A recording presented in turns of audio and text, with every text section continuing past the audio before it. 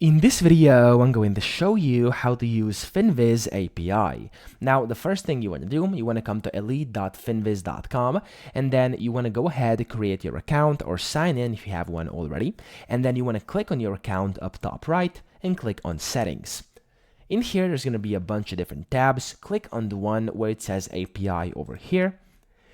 And there you're going to have kind of a step-by-step guide. So you can see the first step is to configure the screener, then you have to replace the URL path, customize columns, and then add the authentication. And over here, if you're doing this for the first time, it will be a button that is going to say basically create API token or something like this. I've already clicked on that, so as you can see, my token is over here, and it's going to provide you a token you can just copy and then follow these instructions up here to actually use it for yourself. Now, you can regenerate it as well over here by clicking regenerate, and then you are good to go. Here you have some code examples for Google Sheets, Excel, Python, Node.js, and some others as well over here. And yeah, so that's pretty much it. I hope this video helped you out. If it did, please subscribe to the channel and help me out as well.